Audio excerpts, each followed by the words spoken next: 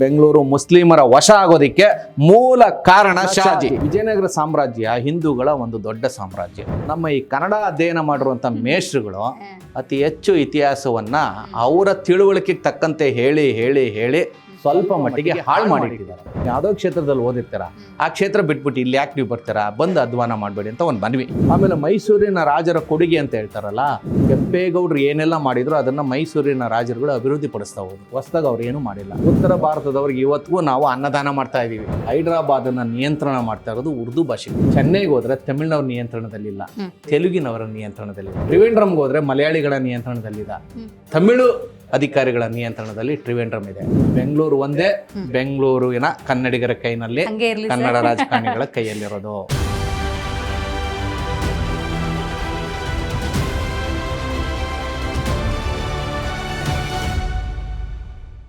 ನಮಸ್ಕಾರ. 300 ಕೋಟಿ ವರ್ಷಗಳ ಇತಿಹಾಸ ಇರುವಂತಹ ನಿಮ್ಮ ಬೆಂಗಳೂರನ್ನ ಸಿಲಿಕಾನ್ ಸಿಟಿ, ಗಾರ್ಡನ್ ಸಿಟಿ ಹೀಗೆಲ್ಲ ಕರಿತೀವಿ. ಆದ್ರೆ ಇದೇ ಬೆಂಗಳೂರು ರಾಜರ ಆಳ್ವಿಕೆಯಲ್ಲಿ ಹೇಗಿತ್ತು, ಸ್ವಾತಂತ್ರ್ಯ ಬಂದ ನಂತರ ಆದಂತಹ ಬದಲಾವಣೆಗಳೇನು, ಇದೆಲ್ಲದರ ಬಗ್ಗೆ ಸಹಜವಾಗಿ ನಿಮಗೆ ಕುತೂಹಲ ಇದ್ದೇ ಇರುತ್ತೆ. ಇದನ್ನ ತಿಳಿಸ್ಕೊಡೋದಕ್ಕೆ ಇವತ್ತು ನಮ್ಮ ಕಾರ್ಯಕ್ರಮದಲ್ಲಿ ಖ್ಯಾತ ಇತಿಹಾಸಜ್ಞ ಆಗಿರುವಂತಹ ಡಾಕ್ಟರ್ ತಲಕಾಡು ಚಿಕ್ಕರಂಗೇಗೌಡರಿದ್ದಾರೆ. ಮೊದಲಿಗೆ ಅವರಿಗೆ ಕಾರ್ಯಕ್ರಮಕ್ಕೆ ಸ್ವಾಗತವನ್ನ ಕೋರೋಣ. ಸರ್, ಕಾರ್ಯಕ್ರಮಕ್ಕೆ ಸ್ವಾಗತ ನಿಮಗೆ. ನಮಸ್ಕಾರ ಮೇಡಮ್. ಜಿ ವೈಬ್ಸ್ ಪಾಡ್ಕಾಸ್ಟ್ ಅಲ್ಲಿ ಬೆಂಗಳೂರನ್ನ ತಿಳ್ಕೊಳ್ಳೋ ಕುತೂಹಲ ನಮ್ಗೆ. ಬೆಂಗಳೂರು ಹಲವರ ಪಾಲಿಗೆ ಸ್ವರ್ಗ ಸರ್. ಈ ಬೆಂಗಳೂರಲ್ಲಿ ನೀವು ಜೀವನ ಮಾಡ್ತಿದ್ದೀವಿ ಅಂದ್ರೆ ಅದೊಂದು ಸೌಭಾಗ್ಯ ಅಂತಾನೆ ಕರಿಬಹುದು. ಆದ್ರೆ ಬಹಳಷ್ಟು ಕುತೂಹಲದ ಪ್ರಶ್ನೆಗಳು ನನಗೆ. ಪ್ರಾಕೃತಿಕವಾಗಿ ನಾವು ನೋಡ್ತಾ ಹೋಗೋದಾದ್ರೆ ಎಲ್ಲಿ ಏನೇ ಆದ್ರೂ ಕೂಡ ಬೆಂಗಳೂರು ಸೇಫ್ ಆಗಿರುತ್ತೆ. ಹಾಗಾಗಿ ಈ ಬೆಂಗಳೂರಿನ ಪ್ರಾಕೃತಿಕ ವಿಚಾರದ ಬಗ್ಗೆ ಹೇಳೋದಾದ್ರೆ ಏನ್ ಹೇಳ್ತೀರಿ ಅಂತ? ನೋಡಿ, ಬೆಂಗಳೂರಿಗೆ 3 ಕಾಲಘಟ್ಟಗಳನ್ನು ನಾವು ನಿರ್ಧಾರ ಮಾಡ್ಬೋದು. ಒಂದು, ಮೊದಲನೇದಾಗಿ ನಾಡಪ್ರಭು ಕೆಂಪೇಗೌಡರು ಬೆಂಗಳೂರನ್ನು ಸ್ಥಾಪನೆ ಮಾಡಿದ್ದು 1538 1538 ಜಾನ್ವರಿ 14 ಸಂಕ್ರಾಂತಿ ದಿನ ಪ್ರಾರಂಭ ಮಾಡಿದರು. ಆ ಲೆಕ್ಕಾಚಾರದಲ್ಲಿ ತೊಗೊಂಡ್ರೆ ಬೆಂಗಳೂರಿಗೆ ಇವತ್ತಿಗೆ 487 ವರ್ಷಗಳು. 487 ವರ್ಷಗಳು ಬೆಂಗಳೂರು ಬಕೈರ್ನಲ್ಲಿ ದಾಖಲಾಗಿರೋ ಪ್ರಕಾರ ಇವತ್ತಿನ ಬೆಂಗಳೂರಿನ ಆಯುಷು 487. ಇನ್ನು 38ನೇ ಇಸ್ವಿಗೆ 2038ಕ್ಕೆ 500 ವರ್ಷ ಆಗುತ್ತೆ ಅದು ಸ್ಥಾಪನೆಯಾಗಿ. ಅದು ಇತ್ತೀಚಿನ ಒಂದು ವರದಿ. ಇನ್ನೂ ಸ್ವಲ್ಪ ಹಿಂದಕ್ಕೆ ಹೋದರೆ ಬೆಂಗಳೂರು ಅನ್ನುವಂಥ ಈ ಪ್ರಾಂತ್ಯ ಅಂದ್ರೆ ಇನ್ನು ಈ ಊರು ಹುಟ್ಟಿರಲ್ಲ, ಸಣ್ಣ ಸಣ್ಣ ಹಳ್ಳಿಗಳಿರ್ತವೆ. ಇವಾಗ ಗವಿ ಗಂಗಾಧರೇಶ್ವರ ದೇವಸ್ಥಾನ, ಸಿದ್ದಾಪುರ ಇವೆಲ್ಲ ಪೂರ್ವ ಕಾಲದಲ್ಲಿ ಕೆಂಪೇಗೌಡರ ಕಾಲಕ್ಕಿಂತ ಮೊದಲಿತ್ತು. ಅಲ್ಲಿ ಜನವಸತಿ ಇತ್ತು. ಅದನ್ನು ತೊಗೊಂಡ್ರೆ ಮತ್ತೆ ಬೇಗೂರಿನ ಶಾಸನವನ್ನು ಆಧಾರವಾಗಿ ತೊಗೊಂಡ್ರೆ ಬೆಂಪೂರ್ 12 ಅಂತ ಕರೀತಾರೆ. ಬೆಂಪೂರ್ 12, ಬೆಂಪೂರು 12 ಪ್ರಾಂತ್ಯಗಳು. ಅಂದರೆ ತಲಕಾಡು ಗಂಗರು ಇಡೀ ದಕ್ಷಿಣ ಕರ್ನಾಟಕ ಮತ್ತು ತಮಿಳುನಾಡಿನ ಪಶ್ಚಿಮ ಭಾಗವನ್ನು ಗಂಗವಾಡಿ 96,000 ಅನ್ನೋ ಹೆಸರಿನಲ್ಲಿ ಆಳ್ವಿಕೆ ಮಾಡ್ತಿದ್ರು. ಆ ಗಂಗವಾಡಿ 96,000 ಅಂತ ಹೇಳಿದ್ರೆ 96,000 ಹಳ್ಳಿಗಳಾಗ್ಬೋದು, ಅಥವಾ 96,000 ಕಂದಾಯ ಗ್ರಾಮಗಳಾಗ್ಬೋದು, ಅಥವಾ ಅದಕ್ಕೆ ಬೇರೆ ಬೇರೆ ವಿದ್ವಾಂಸರು ಇತಿಹಾಸಕಾರರು ವ್ಯಾಖ್ಯಾನವನ್ನು ಮಾಡಿದ್ದಾರೆ. ಒಟ್ಟಾರೆ ಅವರ ರಾಜ್ಯವನ್ನು ಗಂಗವಾಡಿ 96,000 ಅಂತ ತಲಕಾಡಿನ ಗಂಗರು 350ನೇ ಇಸ್ವಿಯಿಂದ 1000 ಇಸ್ವಿವರೆಗೂ ಅಂದರೆ 650 ವರ್ಷ ಇದನ್ನು ಆಳ್ವಿಕೆ ಮಾಡುವಾಗ ಆ ಗಂಗವಾಡಿ 96,000 ವಿಭಾಗದಲ್ಲಿ ಒಂದು ಬೆಂಪೂರ್ 12 ಅಂತ 12 ಪ್ರಾಂತ್ಯಗಳು ಅಥವಾ 12 ಹೋಬಳಿಗಳು, 12 ಹಳ್ಳಿಗಳು ಈ ಬೆಂಪೂರ್ ಅಂತ ಇವತ್ತಿನ ಏನು ಬೇಗೂರು ಅಂತ ನಾವು ಕರಿತೀವಲ್ಲ, ಆ ಬೇಗೂರಿನ ಅಧೀನದಲ್ಲಿ ಈ ಪ್ರಾಂತ್ಯವು ಸೇರಿತ್ತು. ಆ ಲೆಕ್ಕಾಚಾರ ತಗೊಂಡ್ರೆ ಈ ಬೆಂಗಳೂರು ಈ ಪ್ರಾಂತ್ಯಕ್ಕೆ 1650 ವರ್ಷ ಅಂತ ಹೇಳ್ಬೋದು. 1650 ವರ್ಷ ಇದು ಗಂಗರ ಕಾಲದ ದಾಖಲೆ ತಗೊಂಡ್ರೆ. ಯಾಕೆಂದ್ರೆ ಮೊದಲನೇದು ಕೆಂಪೇಗೌಡರ ದಾಖಲೆ, ಇನ್ನೊಂದು ಗಂಗರ ಕಾಲದ ದಾಖಲೆ. ಅದಕ್ಕಿಂತ ಹಿಂದಿಂದು ದಾಖಲೆ ಇಲ್ಲ. ಗಂಗರ ಕಾಲಕ್ಕಿಂತ ಹಿಂದೆ ಈ ಪ್ರಾಂತ್ಯವನ್ನ ಪಲ್ಲವರು ಆಳ್ವಿಕೆ ಮಾಡಿದ್ದಾರೆ, ಶಾತವಾಹನರು ಆಳ್ವಿಕೆ ಮಾಡಿದ್ದಾರೆ, ಮೌರ್ಯರು ಆಳ್ವಿಕೆ ಮಾಡಿದ್ದಾರೆ. ಬಟ್ ಅದೆಲ್ಲ ನಿರ್ದಿಷ್ಟವಾಗಿ ಅವರು ಇಲ್ಲಿದ್ದರು ಅನ್ನೋದಕ್ಕೆ ಏನೋ ಆಧಾರಗಳು ಸರಿಯಾಗಿ ಇಲ್ಲದೆ ಇರೋದ್ರಿಂದ ಗಂಗರ ಕಾಲವನ್ನು ಕಟ್ ಆಫ್ ತಗೊಂಡ್ರೆ 1650 ವರ್ಷ. ನಾಡಪ್ರಭು ಕೆಂಪೇಗೌಡರ ಕಾಲದ್ದು ದಾಖಲೆಗಳಿರೋದ್ರಿಂದ 487 ವರ್ಷ ಅಂತ ತಗೋಬೋದು. ನೈಸರ್ಗಿಕವಾಗಿ ಬೆಂಗಳೂರಿಗೆ 300 ಕೋಟಿ ವರ್ಷ ಅಂತೇಳಿ ಭೂವಿಜ್ಞಾನಿಗಳು ನಿರ್ಧಾರ ಮಾಡಿದ್ದಾರೆ. ಅದಕ್ಕೆ ಇವತ್ತಿಗೂ ಕೆಲವ್ರಿಗೆ ಆಶ್ಚರ್ಯ ಆಗ್ಬೋದು, ಏನು 300 ಕೋಟಿ ವರ್ಷ, ಏನು ಅರ್ಥ ಇದೆಯಾ, ಏನೇನೋ ಹೇಳ್ತಾರೆ ಅಂತ ಹೇಳ್ಬೋದು. ಸೀದಾ ಲಾಲ್ಬಾಗ್ ಹೋಗಿ, ಇವತ್ತಿನ ಲಾಲ್ಬಾಗ್ಗೆ ನಾಡಪ್ರಭು ಕೆಂಪೇಗೌಡರ ಗೋಪುರ ಒಂದು ದೊಡ್ಡ ಬಂಡೆ ಮೇಲೆ ಕಟ್ಟಿದ್ದಾರೆ. ಅಲ್ಲೊಂದು ಶಾಸನ ಇದೆ, ನೈಸ್ ಶಿಲೆಗಳು ಅಂತೇಳಿ. ಇದಕ್ಕೆ 300 ಕೋಟಿ ವರ್ಷಗಳಾಗಿದೆ ಅಂತ ಬ್ರಿಟಿಷರ ಭೂವಿಜ್ಞಾನಿಗಳು ನಿರ್ಧಾರ ಮಾಡಿ ಒಂದು ಬೋರ್ಡ್ ಹಾಕಿದ್ದಾರೆ. ಆ ಶಿಲೆ ಇದೆಯಲ್ಲ ಅದರ ಬಾಲ ಅಂದರೆ ಅದು ಹರ್ಕೊಂಡು ಹೋಗಿರೋ ಜಾಗ ಬಂದು ನಾಡಪ್ರಭು ಕೆಂಪೇಗೌಡರ ಮೇಕ್ರಿ ಸರ್ಕಲ್ ಗೋಪುರ ಅಂತ ನಾವು ಕರಿತೀವಲ್ಲ, ಅಲ್ಲಿ ಒಂದು ನಿಮಗೆ ಶಾಸನ ಸಿಗುತ್ತೆ, ಬ್ರಿಟಿಷರು ಹಾಕಿರೋದು. ಹಾಗೇನೇ ಇಲ್ಲಿ ಬ್ಯೂಗಲ್ ಪಾರ್ಕ್ ಅಂತ ಬಸವನಗುಡಿಯಲ್ಲಿ ಇದೆಯಲ್ಲ, ಅಲ್ಲೊಂದು ಶಾಸನ. ಅಂದರೆ ಈ ಬಂಡೆಯ ತುದಿಗಳು ಆ ಕಡೆ ಅಲ್ಲಿವರೆಗೂ ಹರಡ್ಕೊಂಡಿದೆ ಅಂತ. ಅಂದರೆ ಒಟ್ಟಾರೆ ಬೆಂಗಳೂರು ನೈಸ್ ಶಿಲೆಗಳು ಅಂತ ಕರೀತಾರೆ. ಆ ಶಿಲೆಯ ಮೇಲೆ ಇದು ಭದ್ರವಾಗಿ ನಿಂತಿದೆ, ಹೀಗಾಗಿ ಇಲ್ಲಿ ಭೂಕಂಪ ಆಗೋದಿಲ್ಲ. ಅಂದರೆ ನಮ್ಮ ತಳದಲ್ಲಿ ದೊಡ್ಡ ಒಂದು ಬಂಡೆ ಇದೆ, ಆ ಬಂಡೆಯ ಮೇಲೆ ನಾವು ನಿಂತ್ಕೊಂಡಿದ್ದೀವಿ. ಹೀಗಾಗಿ ಭೂಕಂಪ ಆಗಲಿ, ಜಲಪ್ರಳಯ ಆಗಲಿ, ಸುನಾಮಿ ಆಗಲಿ ಇಲ್ಲಿ ಬರೋದಿಲ್ಲ. ಸುನಾಮಿ ಯಾಕೆ ಬರೋಲ್ಲ ಅಂದರೆ ಬೆಂಗಳೂರು 900 ಮೀಟ್ರ್ ಸಮುದ್ರ ಮಟ್ಟಕ್ಕಿಂತ 900 ಮೀಟ್ರ್ ಎತ್ತರದಲ್ಲಿದೆ. 920 ಅಂತಾರೆ, ಸ್ವಲ್ಪ ಹೆಚ್ಚು ಕಡಿಮೆ ಹೇಳ್ತಾರೆ. ಸೊ ಎತ್ತರದಲ್ಲಿದೆ, ಹೀಗಾಗಿ ಸುನಾಮಿ ಅಲೆಗಳು ಅಲ್ಲಿ ಅಕ್ಕಪಕ್ಕ ಹೊಡೆಯುತ್ತೆ ವಿನ ನಮ್ಗೆ ಹೊಡೆಯಲ್ಲ. ಹೀಗಾಗಿ ಅಲ್ಲಿ ಸುನಾಮಿ ಬಂದರೆ ಇಲ್ಲಿ ಸ್ವಲ್ಪ ಮಳೆ ಬರುತ್ತೆ ಅಷ್ಟೇನೆ, ತುಂತುರು ಥರ.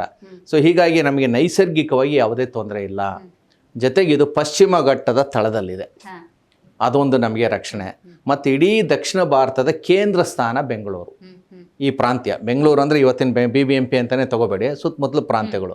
ಸೊ ಹೀಗಾಗಿ ಇದು ಸುರಕ್ಷಿತವಾದ, ಸಂರಕ್ಷಿಸಲ್ಪಟ್ಟ, ನೈಸರ್ಗಿಕವಾಗಿ 300 ಕೋಟಿ ವರ್ಷಗಳ ಇತಿಹಾಸ ಇರುವಂಥ ಅಥವಾ ದಾಖಲೆ ಇರುವಂಥ ಹುಟ್ಟಿ ನೈಸರ್ಗಿಕವಾಗಿ ಈ ಬೆಂಗಳೂರು ಎಲ್ಲರನ್ನ ಸೆಳೀತಾ ಇದೆ. ಎಲ್ಲರನ್ನ ಸೆಳೆಯುತ್ತೆ ಅಂದ್ರೆ ಅರ್ಥ ಎಲ್ಲರಿಗೂ ಬೇಕಾಗಿರುವಂಥ ಅಂಶ ಈ ಊರಿನಲ್ಲಿದೆ ಅಂತ. ನಿಮಗೆ ಆಶ್ಚರ್ಯ ಆಗ್ಬೋದು, ಇಂಗ್ಲೆಂಡಿನ ಪ್ರಧಾನಮಂತ್ರಿಯಾದಂಥ ಚರ್ಚಿಲ್ ಕೂಡ ಬೆಂಗಳೂರಿನಲ್ಲಿ ಕೆಲಸ ಮಾಡ್ಕೊಂಡಿದ್ರು ಸೈನಿಕರಾಗಿ.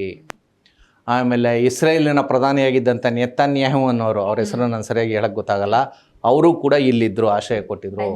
ಆಮೇಲೆ ಪ್ರಪಂಚದ ಅತ್ಯಂತ ಶ್ರೇಷ್ಠ ಚಿತ್ರಗಾರರು ನಿಕೋಲಸ್ ಅದೇನೋ ಅವ್ರ ಹೆಸರು ಬರುತ್ತೆ, ರೋರಿಚ್ ಅಂತ ಹೇಳಿ. ಅಂದರೆ ರೋರಿಚ್ ಅವರ ತಂದೆನೂ ಕೂಡ ಇಲ್ಲಿಂದ ಸ್ಫೂರ್ತಿಯನ್ನು ಪಡ್ಕೊಂಡಿದ್ರು. ರೋರಿಚ್ ಅವರು ಇಲ್ಲೇ ಇದ್ದರು. ಮತ್ತು ನಮ್ಮ ಭಾರತೀಯ ಚಿತ್ರರಂಗದ ಪ್ರಥಮ ನಾಯಕಿ ದೇವಿಕಾ ರಾಣಿ ರೋರಿಚ್ ಅಂತ, ಅವರು ಕೂಡ ಬೆಂಗಳೂರಿನವರು. ಅಂದರೆ ಬೆಂಗಳೂರಿನಲ್ಲಿ ವಾಸವಾಗಿದ್ದರು, ಇಲ್ಲೇ ಇದ್ದಾದರು. ಮತ್ತು ಬೆಂಗಳೂರಿನಲ್ಲಿ ಇದ್ದಂಥವನೊಬ್ಬ ಸ್ವೀಡನ್ನಿನ ದೊರೆಯಾದಂತನೂ ಕೂಡ ನಮ್ಮ ಗೆಜೆಟಿಯಲ್ಲಿ ದಾಖಲೆ ಸಿಗುತ್ತೆ. ಅಂದರೆ ಬೆಂಗಳೂರಿಗೆ ಆ ರೀತಿ ಒಂದು ಇತಿಹಾಸ ಇದೆ. ಮತ್ತು ಬೆಂಗಳೂರಿನ ಅಂಚಿನಲ್ಲಿದ್ದಂಥ ದೊಡ್ಡಬಳ್ಳಾಪುರ ಏನಿದೆಯೋ ಅದರ ಪಕ್ಕದಲ್ಲಿ ಗಂಡ್ರಗೂಳಿಪುರ ಅಂತ ಇದೆ. ಅಲ್ಲಿ ಸಿಕ್ಕಿರುವ ಶಾಸನವನ್ನು ಆಳುವಾಗ ಅಧ್ಯಯನ ಮಾಡಿಬಿಟ್ರೆ ಆ ಗಂಡ್ರಗೂಳಿಪುರದ ಒಡೆಯ ಬಂದು ಈಶ್ವರ ನಾಯಕ ಅಂತ. ಈಶ್ವರ ನಾಯಕನ ಮಗ ನರಸನಾಯಕ. ನರಸನಾಯಕ ಯಾರು ಅಂತ ಹೇಳಿದ್ರೆ, ಏನು ನಾವು ಹಿಂದೂ ಸಾಮ್ರಾಜ್ಯದ ಭವ್ಯ ಪರಂಪರೆ ಹೊಂದಿರುವಂಥ ವಿಜಯನಗರ ಸಾಮ್ರಾಜ್ಯ ಅಂತ ನಾವು ಏನು ಹೇಳ್ತೀವಿ, ಮುತ್ತು ರತ್ನ ವಜ್ರ ವೈಡೂರ್ಯಗಳನ್ನು ರಸ್ತೆಗಳಲ್ಲಿಟ್ಟು ಮಾರಾಟ ಮಾಡ್ತಿದ್ರು ಅಂಥ ಒಂದು ಸಾಮ್ರಾಜ್ಯ ಅಂತ ಹೇಳ್ತೀವಲ್ಲ, ಅಂಥ ಸಾಮ್ರಾಜ್ಯವನ್ನು ರೂಪಿಸಿದಂಥ ಕೃಷ್ಣದೇವರಾಯನ ತಂದೆ ನರಸನಾಯಕ. ಆ ನರಸನಾಯಕ ಆಳಿದಂಥ ಮೂಲತಃ ಇದ್ದಂಥ ಜಾಗ ಬೆಂಗಳೂರಿನ ಸನಿಯಾದ ದೊಡ್ಡಬಳ್ಳಾಪುರದ ಗಂಡ್ರಗೂಳಿಪುರ. ಹಾಗಾದ್ರೆ ರಾಜರ ಆಳ್ವಿಕೆಯಲ್ಲಿ ನಮ್ಮ ಬೆಂಗಳೂರು ಹೇಗಿತ್ತು ಅನ್ನುವಂಥ ಕುತೂಹಲ ಸರ್. ಇವಾಗಲೇ ಉಲ್ಲೇಖ ಮಾಡ್ತಿದ್ದಾಗ ನಾನು ಗಂಗರನ್ನೇ ಮೊದಲೂರು ಅಂತ ತಗೊಳ್ಬೋದಾ, ಅಥವಾ ಅದಕ್ಕೂ ಪೂರ್ವದನ್ನ ಕೈ ಬಿಟ್ಟು ಗಂಗರಿಂದನೇ ನೀವು ಆರಂಭ ಮಾಡ್ಬೋದು? ಅಲ್ಲ, ಅದಕ್ಕೂ ಪೂರ್ವ ಅಂತ ಹೇಳಿದ್ರೆ ನನಗೆ ಅಧಿಕೃತವಾದಂಥ ದಾಖಲೆ ಇಲ್ಲ, ಬೇರೆಯವ್ರಿಗೆ ಇರ್ಬೋದೇನೋ, ಅವ್ರು ಯಾರಾದ್ರೂ ಹೇಳಿದ್ರೆ ಒಪ್ಕೋಣ. ಆದರೆ ನನಗಿರೋ ಪ್ರಕಾರ ಗಂಗರ ಕಾಲದ ಬೆಂಪೂರ್ 12 ಶಾಸನ, ಬೇಗೂರಿನ ಶಾಸನ ಆಧಾರವಾಗಿ ತೊಗೊಂಡ್ರೆ 900ನೇ ಇಸ್ವಿನಲ್ಲೇ ಆ ಶಾಸನ ಇತ್ತು. ಅಂದರೆ ಅದಕ್ಕೆ ಮೊದಲು ಗಂಗರು ಇಲ್ಲಿದ್ದರು. ಯಾಕೆಂದರೆ ಹೆಬ್ಬಾಳದ ಕೆರೆಯನ್ನು ಕಟ್ಟಿಸಿರೋದು ಗಂಗರು, ಹಲ್ಸೂರ್ ಕೆರೆಯನ್ನು ಕಟ್ಟಿಸಿರೋದು ಗಂಗರು. ಏನು ಕಟ್ಟಿಸಿದ್ರು ಅನ್ನೋದನ್ನು ಕೂಡ ಹೇಳ್ತೀನಿ. ಈ ಎಲ್ಲ ಆಧಾರಗಳು ತಗೊಂಡ್ರೆ ಈ ಪ್ರಾಂತ್ಯ ಪೂರ್ತಿ ಗಂಗರ ಅಧೀನದಲ್ಲಿ ಇತ್ತು. ಸೊ ಗಂಗರ ಅಧೀನದಲ್ಲಿ ಯಾವಾಗಿತ್ತು ಅಂದರೆ ಅವರು ಪ್ರಾರಂಭ ಆಗಿದ್ದು 350ನೇ ಇಸ್ವಿನಲ್ಲಿ. ಆ ನಂತರ ಇದು ಅವರ ಅಧೀನಕ್ಕೆ ಬಂತು ಅಂತ ಹೇಳಿದ್ರೆ ಅಪ್ರಾಕ್ಸಿಮೇಟ್ ಆಗಿ 1650 ವರ್ಷಗಳ ಇತಿಹಾಸ ಇದಕ್ಕಿದೆ ಅಂತ ನಾವು ಹೇಳ್ಬೋದು. ಗಂಗರ ನಂತರ ಈ ರಾಜ್ಯ ಚೋಳರಿಗೆ ಹೋಗುತ್ತೆ. ಅವರು 100 ವರ್ಷ ಈ ಪ್ರಾಂತ್ಯವನ್ನು, ಅಂದರೆ ಇಡೀ ಗಂಗರ ಪ್ರಾಂತ್ಯವನ್ನು ಅವರು ವಶಪಡಿಸ್ಕೊಳ್ತಾರೆ. ಅದರಲ್ಲಿ ಬೆಂಪೂರ್ 12 ಅಂದರೆ ಬೆಂಗಳೂರು ಸೇರಿದಂತೆ. ನಾನು ಪದೇ ಪದೇ ಬೆಂಗಳೂರು ಅಂತೀನಿ. ಚೋಳರ ಕಾಲದಲ್ಲಿ, ಗಂಗರ ಕಾಲದಲ್ಲಿ ಬೆಂಗಳೂರು ಅನ್ನೋ ಹೆಸರು ಇರಲಿಲ್ಲ. ಕೆಂಪೇಗೌಡರ ಕಾಲದಿಂದ ಬೆಂಗಳೂರು ಅಂತ ಬಂದಿದ್ದು. ಅದಕ್ಕೆ ಮೊದಲು ಇನ್ನೊಂದು ಬೆಂಗಳೂರು ಇತ್ತು, ಅದು ಹೇಳ್ತೀನಿ ನಾನು. ಕೆಲವರು ಕನ್ಫ್ಯೂಸ್ ಮಾಡ್ಕೊಳ್ಳೋದು ಬೇಡ, ಏನು ಈ ಬೆಂಗಳೂರು ಅವಾಗಿತ್ತ ಅಂತಾರೆ. ಆವಾಗ ಇರಲಿಲ್ಲ, ಇದು ದಟ್ಟ ಅರಣ್ಯ ಆಗಿತ್ತು. ಈ ಜಾಗ ಇತ್ತು, ಅದನ್ನು ಇನ್ನೇನೋ ಹೆಸರಿನಲ್ಲಿ ಕರಿತಾ ಇದ್ರು. ಸೊ ಹೀಗಾಗಿ ಚೋಳರ ಅಧೀನಕ್ಕೆ ಈ ಪ್ರಾಂತ್ಯ ಬಂದಾಗ ಅವರು ಇಲ್ಲಿರುವಂಥ ಕೆಲವೊಂದು ದೇವಾಲಯಗಳನ್ನು ಜೀರ್ಣೋದ್ಧಾರ ಮಾಡಿದ್ದಾರೆ ಅಥವಾ ಹೊಸದಾಗಿ ಕಟ್ಟಿಸಿದ್ದಾರೆ. ಪೂರ್ವದಲ್ಲೇ ಇದ್ದ ದೇವಾಲಯಗಳನ್ನು ಚೋಳರು ಹೊಸದಾಗಿ ಕಟ್ಟಿಸಿರೋದು ಬಹುತೇಕ ಯಾವುದೂ ಇಲ್ಲ. ಯಾಕೆಂದ್ರೆ ಅವ್ರು ಆಳ್ವಿಕೆ ಮಾಡಿದ್ದೆ ಒಂದು 100 ವರ್ಷ. 100 ವರ್ಷದಲ್ಲಿ ಅವ್ರ ದೇವಸ್ಥಾನನೇ ಕಟ್ಟಿಸ್ತಿದ್ರು ಅಂತ ಹೇಳೋಕ್ಕಾಗಲ್ಲ. ಸೊ ಈಗ ಅವ್ರ ಕಾಣಿಕೆ ಇದೆ, ಆದರೆ ಎಷ್ಟು ಅನ್ನೋದನ್ನು ನಾವು ನಿರ್ಧಾರ ಮಾಡಬೇಕಿರಲಿ. ಅವರು 100 ವರ್ಷ ಆಳ್ವಿಕೆ ಮಾಡ್ತಾರೆ. ಅವ್ರ ನಂತರ ಹೊಯ್ಸಳರು ಈ ಪ್ರಾಂತ್ಯವನ್ನು ಗೆದ್ಕೊಳ್ತಾರೆ. ಗಂಗರನ್ನು ಚೋಳರು ಸೋಲಿಸಿ 100 ವರ್ಷ ಆಳ್ವಿಕೆ ಮಾಡ್ತಾರೆ. ಚೋಳರನ್ನು ಹೊಯ್ಸಳರು ಸೋಲಿಸ್ಬಿಟ್ಟು ಅವರು ವಶಕ್ಕೆ ತಗೊಂಡಾಗ ಅವರು ತಮಿಳುನಾಡಿನ ಬಹುತೇಕ ಭಾಗವನ್ನು ತಗೊಂಡು ಇದನ್ನು ಇನ್ನೂ ವಿಸ್ತಾರ ಮಾಡ್ತಾರೆ. ಗಂಗವಾಡಿ 96,000 ವಿಸ್ತಾರ ಮಾಡಿ ಹೊಯ್ಸಳ ದೇಶ ಅಂತ ಕಟ್ಕೊಳ್ತಾರೆ. ಅವರ ಅಧೀನದಲ್ಲಿ ಈ ಎಲ್ಲ ಪ್ರಾಂತ್ಯಗಳು ಬರುತ್ತೆ. ಅವರ ಕಾಲದಲ್ಲಿ ಒಂದು ದೊಡ್ಡ ಬದಲಾವಣೆ ಇಡೀ ದಕ್ಷಿಣ ಭಾರತದಲ್ಲಿ ಆಗುತ್ತೆ. ಏನು ಆರ್ಥಿಕ ಬದಲಾವಣೆ ಅಂತ ನಾವು ಅದನ್ನು ಕರಿತೀವಿ. ಗಂಗರ ಕಾಲದಲ್ಲಿ ಇದೆಲ್ಲ ಕಾಡಾಗಿತ್ತಲ್ಲ, ಅಲ್ಲಲ್ಲ ಅದನ್ನ ಕೆರೆಗಳನ್ನ ಕಟ್ಟಿಸಿ ನಾಡು ಮಾಡಿದ್ರು, ಚಿಕ್ಕ ಚಿಕ್ಕ ಹಳ್ಳಿಗಳಾಗಿ ಮಾಡಿದ್ರು, ದೊಡ್ಡ ನಗರಗಳನ್ನಾಗಿ ಕಟ್ಟಿದ್ರು. ಚೋಳರ ಕಾಲದಲ್ಲಿ ಅಲ್ಲೊಂದೊಂದು ದೇವಸ್ಥಾನವನ್ನು ಜೀರ್ಣೋದ್ಧಾರ ಮಾಡ್ಕೊಂಡೋದ್ರು. ಹೊಯ್ಸಳರ ಕಾಲದಲ್ಲಿ ಇದನ್ನು ಆರ್ಥಿಕವಾಗಿ ಪ್ರಬಲಪಡಿಸಿದ್ರು, ಸದೃಢಪಡಿಸಿದ್ರು, ವಿಸ್ತಾರ ಮಾಡಿದ್ರು. ಏನದು ಅಂದರೆ ಈ ವಾರದ ಸಂತೆ ಅನ್ನುವಂಥ ಕಾನ್ಸೆಪ್ಟನ್ನು ಹೊಯ್ಸಳರು ಜಾರಿಗೆ ತಂದರು. ವಾರದ ಸಂತೆ ಅಂದರೆ ವೀಕ್ಲಿ ಸಂತೆ, ವೀಕ್ಲಿ ಮಾರ್ಕೆಟ್ ಅಂತ ನಾವು ಕರಿತೀವಿ. ಅದನ್ನೇ ಇವತ್ತು ಬೆಂಗಳೂರು ಮಾಲ್ಗಳು ಅಂತ ನಾವು ಕರಿತೀವಿ. ಅಲ್ಲಿ ಸಿಗದಿರೋ ವಸ್ತುನೇ ಇಲ್ಲ ಅಂತಾರಲ್ಲ, ಆ ರೀತಿ ಎಲ್ಲ ರೀತಿಯ ವಸ್ತುಗಳು ವಾರದಲ್ಲಿ ಒಂದಿನ ಒಂದು ಕಡೆ ಸಿಗಬೇಕು.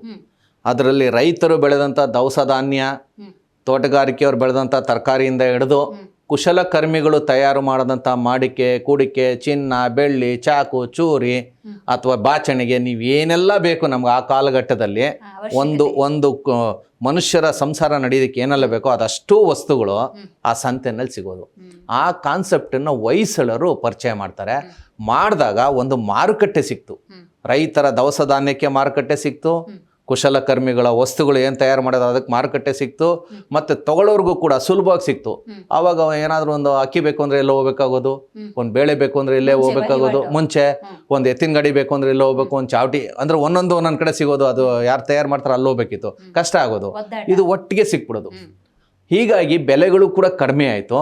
ಮತ್ತು ಆರ್ಥಿಕ ಚಟುವಟಿಕೆ ಅಂದರೆ ಫಾಸ್ಟ್ ಗ್ರೋಯಿಂಗ್ ಅಂತ ನಾವು ಕರಿತೀವಿ, ಶೀಘ್ರದಲ್ಲೇ ಅಂದರೆ ಹಣಕಾಸು ಬರೋಕ್ಕೆ ಶುರು ಆಯಿತು. ಅದರಿಂದ ಹೊಯ್ಸಳರ ಬೊಕ್ಕಸಕ್ಕೂ ಕೂಡ ತೆರಿಗೆ ರೂಪದಲ್ಲಿ, ಸುಂಕದ ರೂಪದಲ್ಲಿ ಹೆಚ್ಚು ಹಣ ಬರೋಕ್ಕೆ ಶುರು ಆಯಿತು. ಆ ಸಂಪತ್ತನ್ನು ಹೊಯ್ಸಳರು ಏನು ಮಾಡಿದ್ರು, ದೇವಾಲಯಗಳನ್ನು ಕಟ್ಟೋದಕ್ಕೆ ಬಳಸ್ಕೊಂಡ್ರು. ಅದೇ ಹೊಯ್ಸಳರ ಬೇಲೂರು, ಹಳೇಬೀಡು, ಶಿಲಾಬಾಲಿಕೆ. ಅದು ಬರೀ ನಾವು ಬೇಲೂರು, ಹಳೇಬೀಡು ಅಂತೀವಿ. ಹಾಸನದಲ್ಲಿ ಎಲ್ಲ ಕರ್ನಾಟಕದಾದ್ಯಂತ ಹಲವಾರು ದೇವಾಲಯಗಳನ್ನು ಕಟ್ಟಿಸಿದ್ದಾರೆ. ಅದಕ್ಕೆಲ್ಲ ಆ ಕಾಲಘಟ್ಟದಲ್ಲಿ ಕೋಟ್ಯಾಂತರ ಸಂಪತ್ತನ್ನು ವ್ಯಯ ಮಾಡಿದ್ದಾರೆ. ಅದು ಎಲ್ಲಿಂದ ಬಂತು ಅಂದ್ರೆ ಈ ವಾರ ಸಂತೆಯಿಂದ ಬಂತು. ಇಲ್ಲೊಂದು ಪ್ರಶ್ನೆ ಸರ್, ನಾವು ಯಾವುದೇ ಇತಿಹಾಸವನ್ನ ನೋಡ್ಬೇಕಾದ್ರೆ ರಾಜರ ಆಳ್ವಿಕೆಯಲ್ಲಿ ಇದ್ದಂತ ಯಾವುದೇ ರಾಜ ಏನಾದ್ರೂ ಮುಂದಿನ ಪೀಳಿಗೆ ಇಡಬೇಕು ಅಂದ್ರೆ ದೇವಸ್ಥಾನದ ರಚನೆ ಅಥವಾ ದೇವಸ್ಥಾನಗಳ ನಿರ್ಮಾಣ ಅನ್ನುವಂಥ ಕಾನ್ಸೆಪ್ಟ್ನೇ ಯಾಕೆ ಅವರು ಸ್ವೀಕರಿಸ್ತಾ ಇದ್ರು ಅಂತ. ಈಗ ದೇವಸ್ಥಾನ ಅಂದ್ರೆ ನಮ್ಮಲ್ಲಿ ಸಾಮಾನ್ಯ ಭಕ್ತರು ಏನು ತಿಳ್ಕೊಂತಾರೆ, ಅದು ದೇವರು, ಅಲ್ಲಿ ಪೂಜೆ ಮಾಡ್ತೀವಿ, ದೇವರು ಎಲ್ಲವನ್ನು ಕೊಡ್ತಾನೆ ಅಂತ. ಅಲ್ಲ, ಅದೊಂದು ಸಾಂಸ್ಕೃತಿಕ ಕೇಂದ್ರ, ಅದೊಂದು ವಿದ್ಯಾ ಕೇಂದ್ರ, ಅದೊಂದು ಆರ್ಥಿಕ ಕೇಂದ್ರ, ಅದೊಂದು ನ್ಯಾಯಾಲಯದ ಕೇಂದ್ರ, ಅದು ಎಲ್ಲರೂ ಬೆರೆಯುವಂಥ ಕೇಂದ್ರ, ಮತ್ತು ನಮ್ಮಲ್ಲಿ ಹುಮ್ಮಸ್ಸನ್ನು ತುಂಬುವಂಥ ಒಂದು ಆರೋಗ್ಯ ಕೇಂದ್ರ.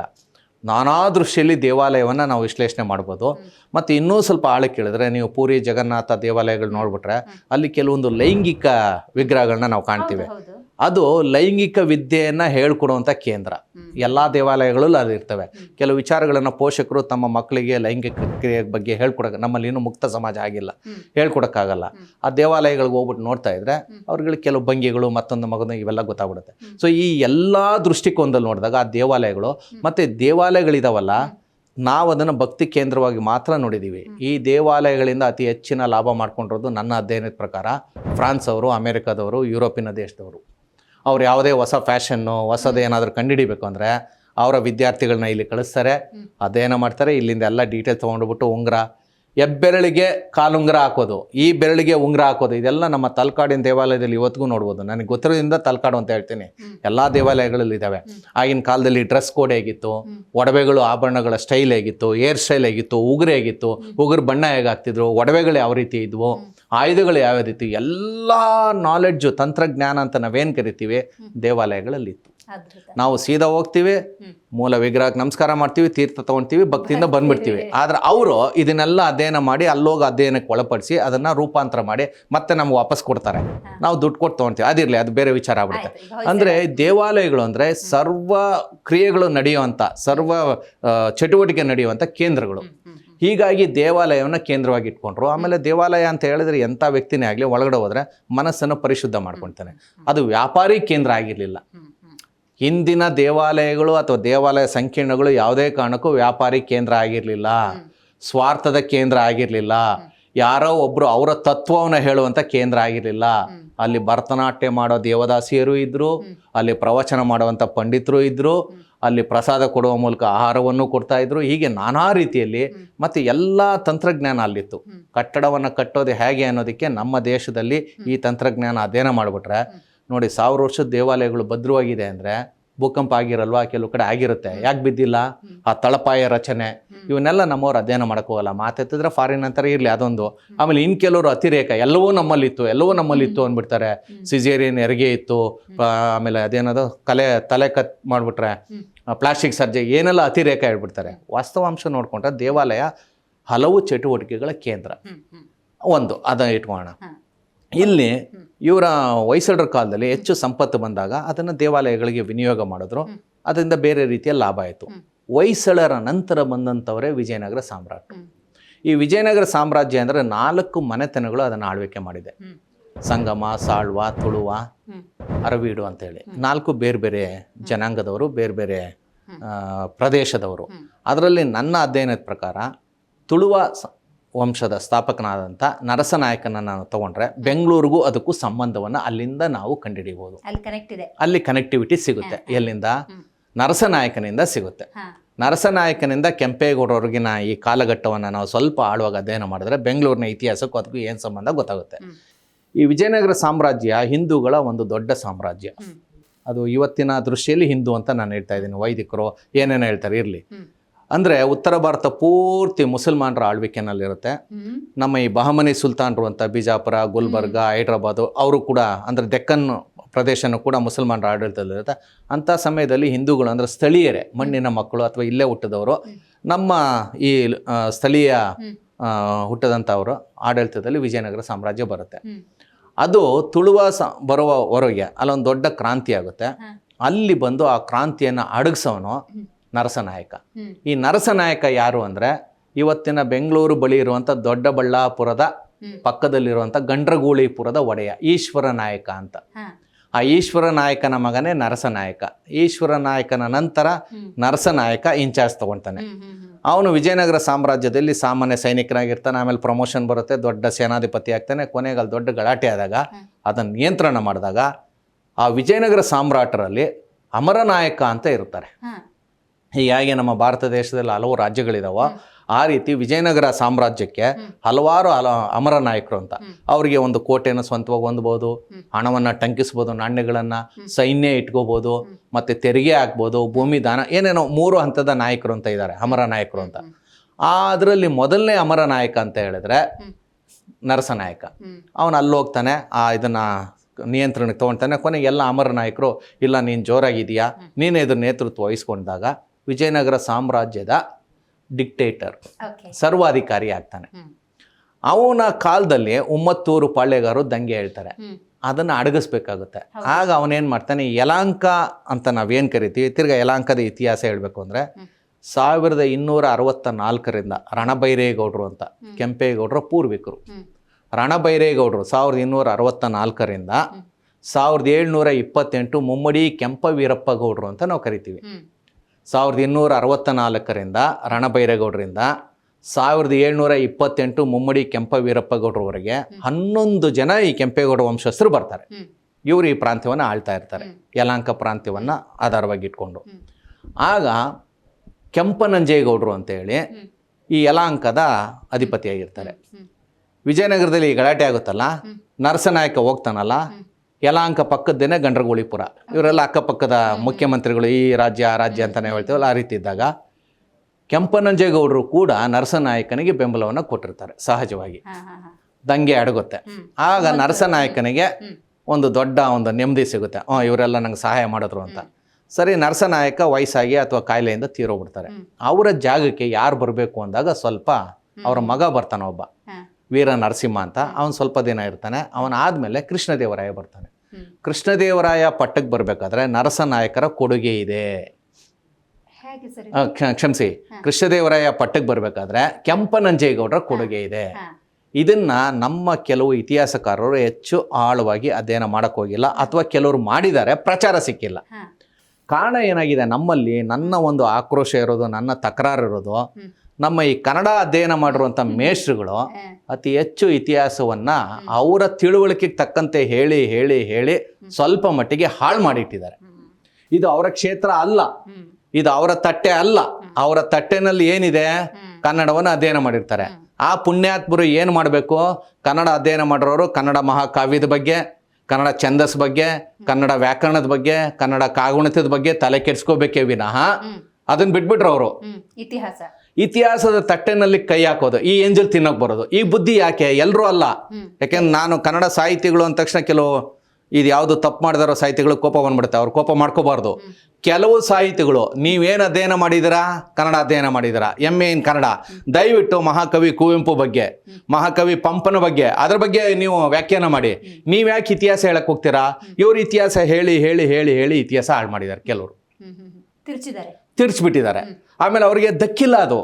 ಈಗ ನಾನು ಸೈನ್ಸ್ ಲ್ಯಾಬ್ಗೆ ಹೋದ್ರೆ ನಾನು ಏನು ಎಕ್ಸ್ಪೆರಿಮೆಂಟ್ ಮಾಡ್ತೀನಿ, ಯಾವುದೋ ಕೆಮಿಕಲ್ ಯಾವುದೋ ಮಿಕ್ಸ್ ಮಾಡ್ತೀನಿ, ಅವಂತರ ಮಾಡ್ಬಿಡ್ತೀನಿ. ಹಂಗೆ ಇವರು ಅಷ್ಟೇ ಯಾವ್ಯಾವ ಕತೆ ಎಲ್ಲೆಲ್ಲ ಎಣೆದ್ಬಿಟ್ಟು ಅಧ್ವಾನ ಮಾಡ್ಬಿಟ್ಟು ಸಾರ್ವಜನಿಕರಿಗೆ ಕೆಂಪೇಗೌಡರು ಅಂತ ಹೇಳಿದ್ರೆ, ವಿಜಯನಗರ ಸಾಮ್ರಾಟರು ಅಂದರೆ, ಬೆಂಗಳೂರು ಅಂದರೆ ಏನೇನೋ ತಪ್ಪು ಕಲ್ಪನೆಗಳು ಬಂದ್ಬಿಟ್ಟಿದೆ.